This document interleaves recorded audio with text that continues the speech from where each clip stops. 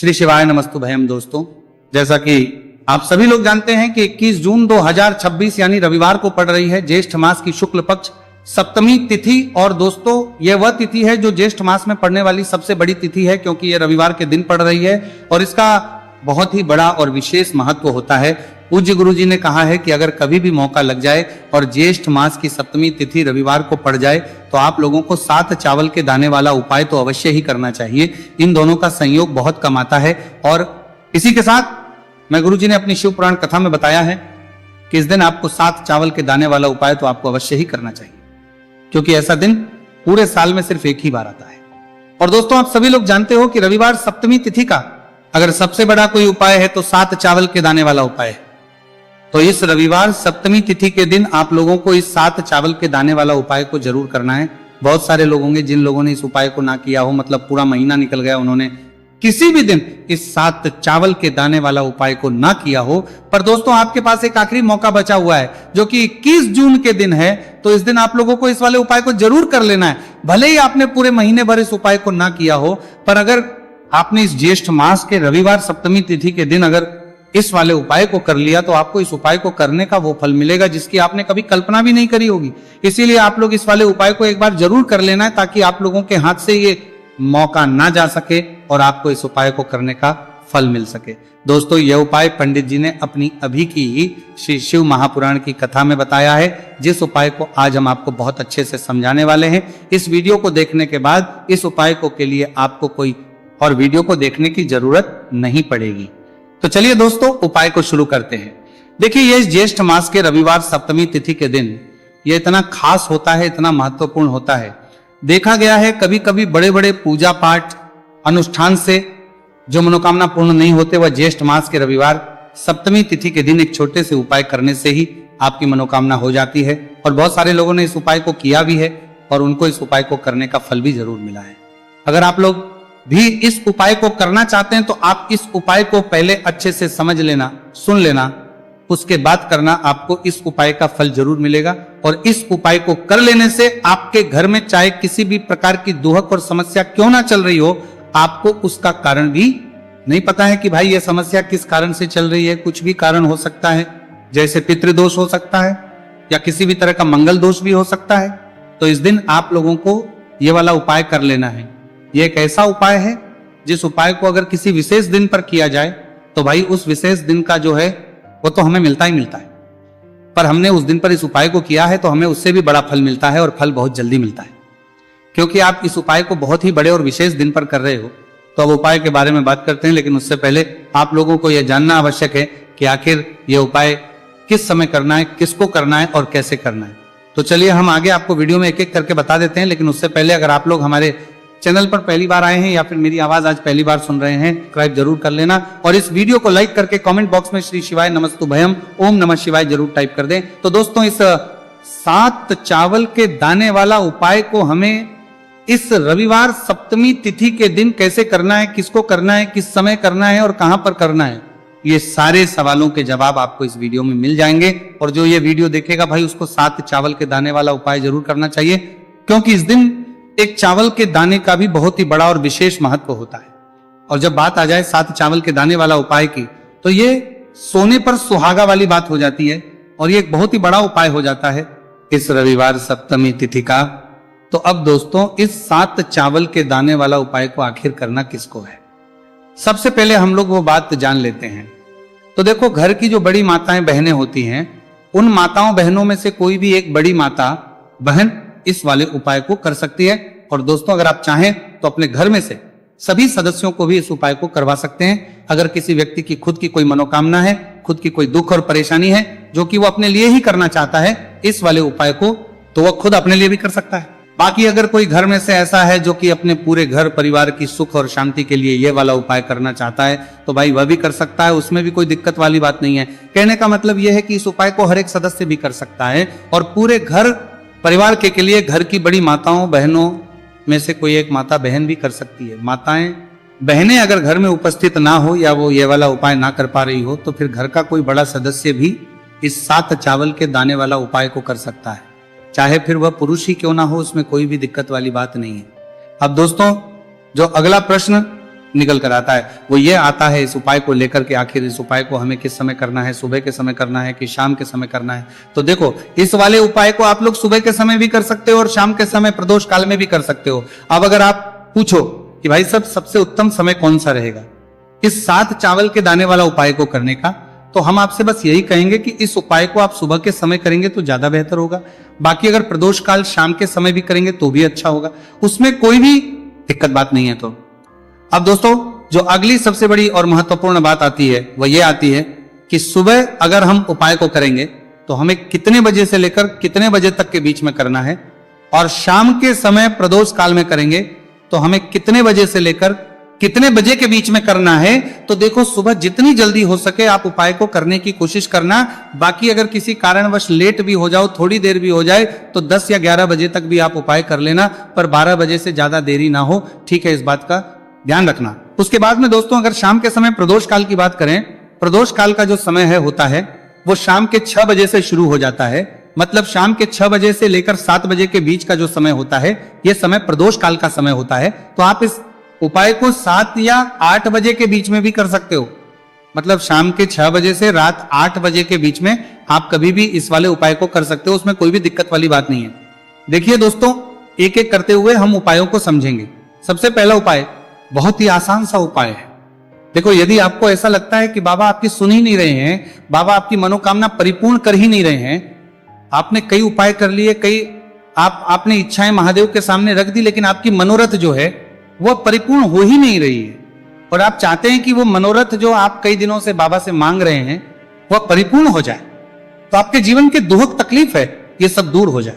देखिए, हो सकता है आपके घर में कोई कोर्ट केस चल रहा है या आपके घर में बहुत ज्यादा लड़ाई झगड़े चलते हैं, तो आपके घर में अगर शांति नहीं है, आपके घर में धन की कमी है, धन की वजह से आपके घर में बहुत ज्यादा लड़ाई झगड़े चल रहे हैं, तो आपकी तकलीफ दूर होने वाली है। स्वयं नंदी जी वाला यह विशेष उपाय है। नंदी जी के कान में कुछ बोलना है, नंदी जी के कान में इस प्रकार से बोलना है और आपकी मनोकामना परिपूर्ण हो जाएगी। देखो क्या क्या चीजें को लेनी है, पहले यह समझ लीजिए। आपको लेना होगा एक बेलपत्र। बेलपत्र 3 पत्ती होनी चाहिए, कहीं से भी खंडित नहीं होना चाहिए, ठीक है। बेलपत्र के साथ में आपको लेना है पीला चंदन, मात्र एक बूंद, छोटी सी टिकी आपको लगानी है बेलपत्र में, इसीलिए थोड़ा सा ही पीला चंदन आपको लेना है और इस पीले चंदन के अंदर थोड़ा सा जल मिला देना है ताकि गीला हो जाएगा, पेस्ट के रूप में तैयार हो जाएगा। आगे इतनी बात समझ में। अब आप क्या करना है, आपको साथ में लेना है 7 चावल के दाने। महादेव आप आपका साथ देने वाले हैं इन 7 चावल के धनों से। अब आपको क्या करना है, भगवान शिव के मंदिर में आपको जाना है। नंदी जी बैठे हैं, नंदी जी के पास में, मतलब जो पैर उठा हुआ रहता है ना नंदी जी का, उस साइड आपको, सीधे साइड आपको बैठना है। इस यहाँ पर जैसे ही बैठोगे, यहाँ पर आपको बेलपत्र लेना है और बेलपत्र की जो ये बीच की जो डंडी है, यहां पर आप मात्र पीले चंदन की एक बिंदी लगा देनी है। पीले चंदन की बिंदी लगा दी। अब ये जो ऊपर वाली जो पत्ती है, यहां पर एक एक करते हुए 7 चावल आपको रखना है, ठीक है।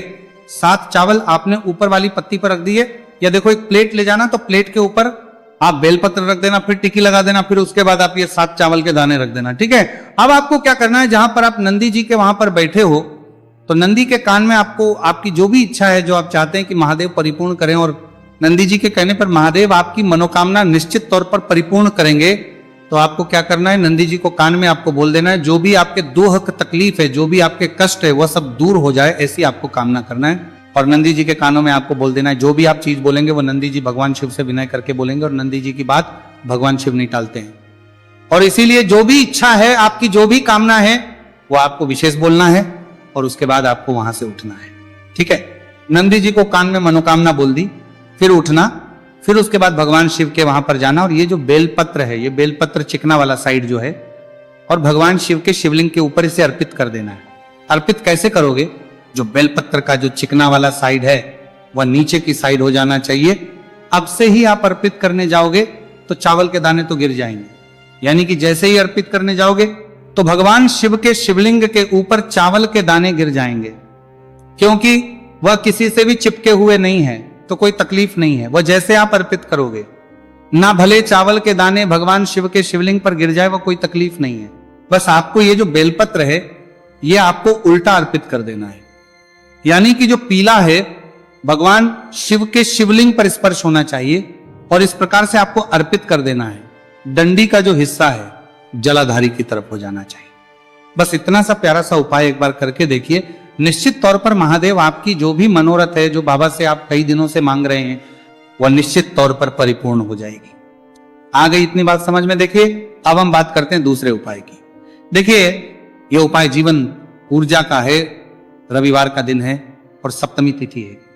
अगर आपके जीवन में बहुत ज्यादा अंधकार है, अगर आपके घर के जो बच्चे हैं बहुत ज्यादा सोचते हैं, या आपके घर में कोई भी ऐसा व्यक्ति है बहुत ज्यादा सोचता है, डिप्रेशन में रहता है, तनाव उसको है, तो तनाव को मुक्त करने के लिए यह उपाय है।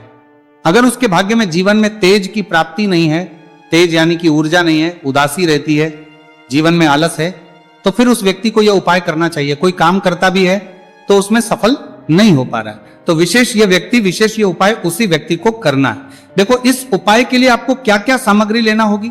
सबसे पहले तांबे का एक पात्र लेना, उसके अंदर घर से आपको जल भरना है।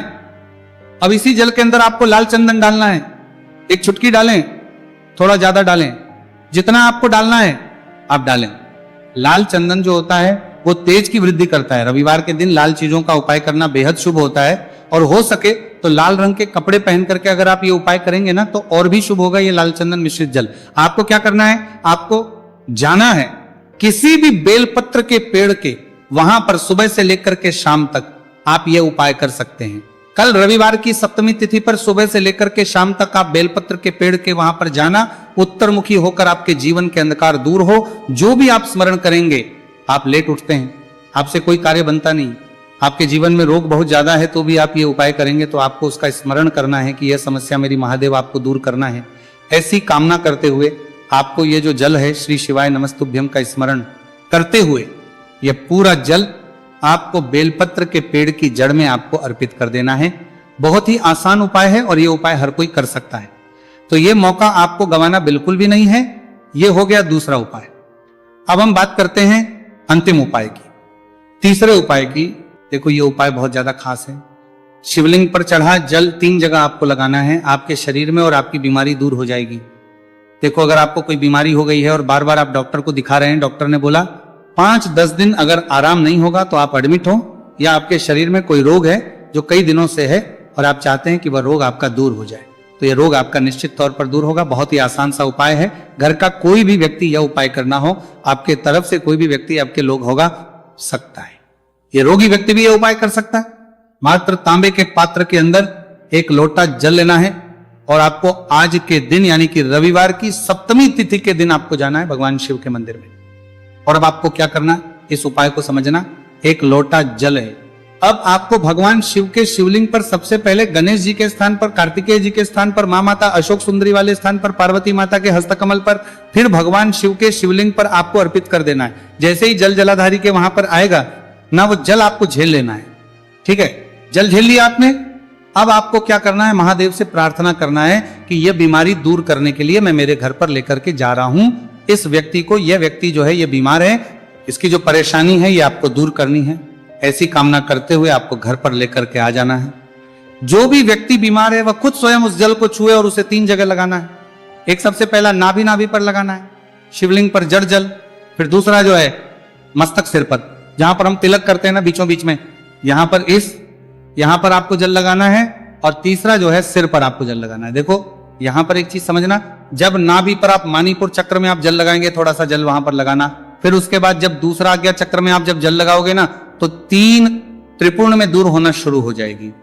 ये उपाय आप रविवार के दिन कर रहे हो ना, ज्यादा जल लेकर के आना, ताकि आप सोमवार, मंगलवार, बुधवार, गुरुवार, शुक्रवार तक आप ये जल का कर सको। ठीक है, लगातार 5 दिन आपको लगाना है, आपके शरीर में निश्चित तौर पर आराम आपको मिलेगा। तो दोस्तों जो होता है वो तेज की वृद्धि करता है। रविवार के दिन लाल चीजों का उपाय करना बेहद शुभ होता है, और हो सके तो लाल रंग के कपड़े पहन करके अगर आप ये उपाय करेंगे ना तो और भी शुभ होगा ये लाल चंदन मिश्रित जल। आपको क्या करना है, आपको जाना है किसी भी बेलपत्र के पेड़ के, वहां पर सुबह से लेकर के शाम तक आप ये उपाय कर सकते हैं। कल रविवार की सप्तमी तिथि पर सुबह से लेकर के शाम तक आप बेलपत्र के पेड़ के वहां पर जाना, उत्तरमुखी होकर आपके जीवन के अंधकार दूर हो। जो भी आप स्मरण करेंगे, आप लेट उठते हैं, आपसे कोई कार्य बनता नहीं, आपके जीवन में रोग बहुत ज्यादा है, तो भी आप ये उपाय करेंगे तो आपको उसका स्मरण करना है कि यह समस्या मेरी महादेव आपको दूर करना है। ऐसी कामना करते हुए आपको ये जो जल है श्री शिवाय नमस्तुभ्यम का स्मरण करते हुए यह पूरा जल आपको बेलपत्र के पेड़ की जड़ में आपको अर्पित कर देना है। बहुत ही आसान उपाय है और ये उपाय हर कोई कर सकता है। तो ये मौका आपको गंवाना बिल्कुल भी नहीं है। ये हो गया दूसरा उपाय। अब हम बात करते हैं अंतिम उपाय की, तीसरे उपाय की। देखो ये उपाय बहुत ज्यादा खास है। शिवलिंग पर चढ़ा जल 3 जगह आपको लगाना है आपके शरीर में और आपकी बीमारी दूर हो जाएगी। देखो अगर आपको कोई बीमारी हो गई है और बार बार आप डॉक्टर को दिखा रहे हैं, डॉक्टर ने बोला 5-10 दिन अगर आराम नहीं होगा तो आप एडमिट हो, या आपके शरीर में कोई रोग है जो कई दिनों से है और आप चाहते हैं कि वह रोग आपका दूर हो जाए, तो यह रोग आपका निश्चित तौर पर दूर होगा। बहुत ही आसान सा उपाय है। घर का कोई भी व्यक्ति यह उपाय करना हो, आपके तरफ से कोई भी व्यक्ति आपके लोग होगा सकता है, ये रोगी व्यक्ति भी यह उपाय कर सकता है। मात्र तांबे के पात्र के अंदर 1 लोटा जल लेना है और आपको आज के दिन यानी कि रविवार की सप्तमी तिथि के दिन आपको जाना है भगवान शिव के मंदिर में। और अब आपको क्या करना, इस उपाय को समझना। 1 लोटा जल है। अब आपको भगवान शिव के शिवलिंग पर सबसे पहले गणेश जी के स्थान पर, कार्तिकेय जी के स्थान पर, मां माता अशोक सुंदरी वाले स्थान पर, पार्वती माता के हस्तकमल पर, फिर भगवान शिव के शिवलिंग पर आपको अर्पित कर देना है। जैसे ही जल जलाधारी के वहां पर आएगा ना, वो जल आपको झेल लेना है। ठीक है, जल झेल लिया आपने। अब आपको क्या करना है, महादेव से प्रार्थना करना है कि यह बीमारी दूर करने के लिए मैं मेरे घर पर लेकर के जा रहा हूं इस व्यक्ति को। यह व्यक्ति जो है ये बीमार है, इसकी जो परेशानी है ये आपको दूर करनी है। ऐसी कामना करते हुए आपको घर पर लेकर के आ जाना है। जो भी व्यक्ति बीमार है वह खुद स्वयं उस जल को छुए और उसे 3 जगह लगाना है। एक सबसे पहला नाभि पर लगाना है, शिवलिंग पर जड़ जल। फिर दूसरा जो है मस्तक सिर पर, जहां पर हम तिलक करते हैं ना बीचों बीच में, यहां पर आपको जल लगाना है। और तीसरा जो है सिर पर आपको जल लगाना है। देखो यहां पर एक चीज समझना, जब नाभि पर आप माणिपुर चक्र में आप जल लगाएंगे, थोड़ा सा जल वहां पर लगाना। फिर उसके बाद जब दूसरा आज्ञा चक्र में आप जब जल लगाओगे ना, तो 3 त्रिपुर्ण में दूर होना शुरू हो जाएगी। ये उपाय आप रविवार के दिन कर रहे हो ना, ज्यादा जल लेकर के आना ताकि आप सोमवार, मंगलवार, बुधवार, गुरुवार, शुक्रवार तक आप ये जल का कर सको। ठीक है, लगातार 5 दिन आपको लगाना है। आपके शरीर में निश्चित तौर पर आराम आपको मिलेगा। तो दोस्तों, पूरे साल भर इस उपाय को ना किया हो, पर अगर आपने इस मार्गशीर्ष महीने में, तो आपको इस उपाय को करने का वो फल मिलेगा जिसकी आपने कभी कल्पना भी नहीं करी होगी। इसीलिए इस हल्दी दीपक वाले उपाय को एक बार जरूर कर लेना, ताकि आप लोगों के हाथ से यह मौका ना जा सके और आपको इस उपाय को करने का फल मिल सके। दोस्तों, यह उपाय पंडित जी ने अपनी अभी की ही शिव महापुराण की कथा में बताया है, जो इस उपाय को आज हम आपको बहुत अच्छे से समझाने वाले हैं। इस वीडियो को देखने के बाद इस उपाय को समझने के लिए आपको कोई और वीडियो को देखने की जरूरत नहीं पड़ेगी। तो दोस्तों, इस उपाय को आपको कैसे करना है, कब करना है, कहां पर करना है, और उपाय को करते समय आपको किन किन गलतियों को नहीं करना है और आपको किन किन बातों का ध्यान रखना है, यह सारी जानकारी हम आपको इस वीडियो में देंगे। तो चलिए भक्तों, उपायों को शुरू करते। अगर आप भी चाहते हैं कि महादेव जी का आशीर्वाद आप पर सदैव बना रहे, तो वीडियो को लाइक करें, चैनल को सब्सक्राइब करें और कमेंट बॉक्स में हर हर महादेव जरूर लिखें। तो दोस्तों, यह थे पूज्य गुरु जी द्वारा बताए गए कुछ बहुत ही खास उपाय। अगर आपको जानकारी अच्छी लगी हो तो वीडियो लाइक करिएगा। मिलते हैं फिर एक नए वीडियो के साथ। श्री शिवाय।